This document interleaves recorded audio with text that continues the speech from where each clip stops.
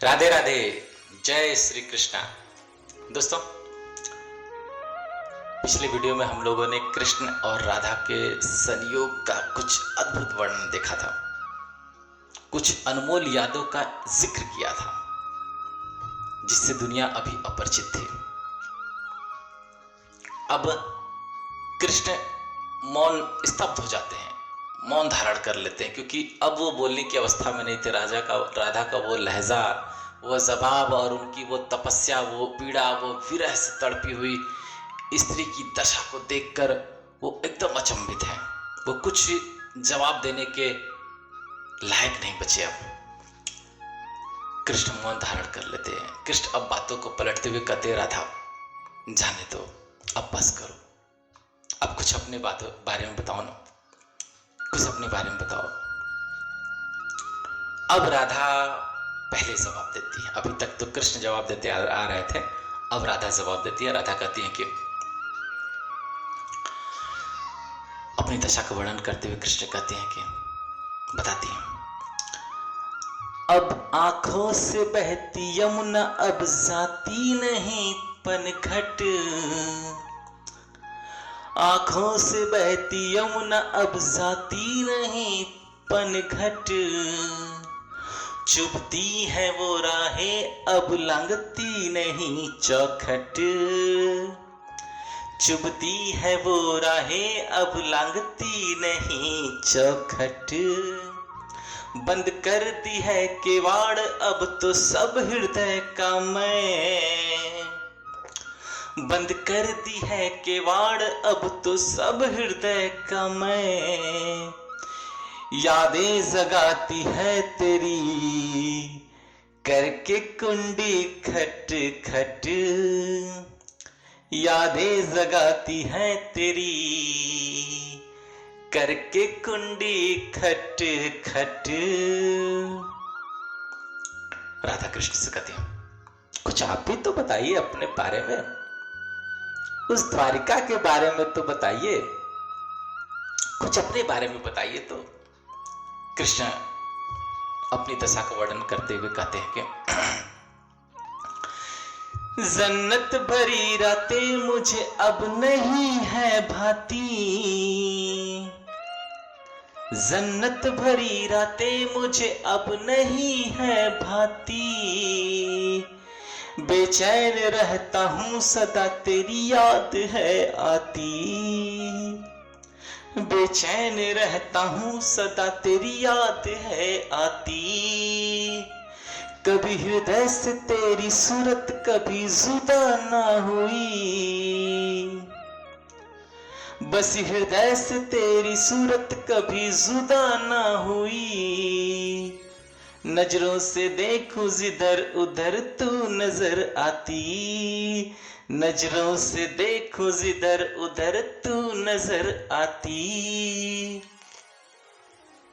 कृष्ण कहते हैं, राधा कुछ गोकुल के बारे में बताओ ना, उस यमुना की लहरों के बारे में बताओ ना, उन पंछियों की मधुर बोली के बारे में बताओ ना, बताओ ना उन कदम की डालियों के बारे में जिस पे मैं एक डाल से दूसरे डाल पे कूदा करता था, झूला करता था, कुछ बताओ ना उनके बारे में। राधा कृष्ण बहुत कुछ पूछना चाहते हैं राधा से। राधा जवाब देते हुए कहती हैं कि उन लहरों का जिक्र करते हुए कहती हैं, यमुना के जिक्र, कदम का जिक्र, पक्षियों का जिक्र करते हुए कहती हैं और कहती हैं, अब यमुना की लहरें नहीं करती हैं कल कल, अब यमुना की लहरें नहीं करती हैं कल कल, पक्षियों की बोली से नहीं होती है कोलाहल, पक्षियों की बोली से नहीं होती है कोलाहल, किस किस की पीड़ा का करूं वर्णन मैं तू बता, किस किस की पीड़ा का करूं वर्णन मैं तू बता, अब कदम की पत्तियों में भी नहीं है हलचल, अब कदम की पत्तियों में भी नहीं है हलचल। राधा कृष्ण किस्सा कहती है, कृष्ण हे चलिया, हे मोहन, बताओ ना उस द्वारिका के बारे में, बताओ ऐसा क्या रखा है उस द्वारिका में जहां तुम गए और दोबारा फिर आए नहीं।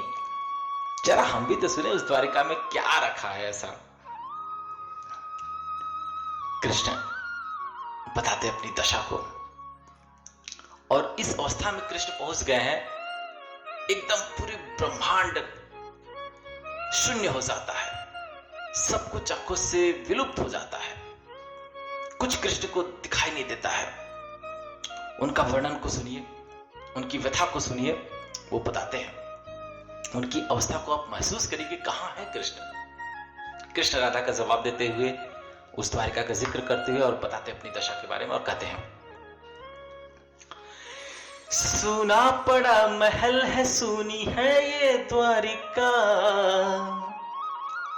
सूना पड़ा महल है, सूनी है ये द्वारिका, जीवन में मृत है प्यास, मर चुकी है छारिका, छारिका भूख।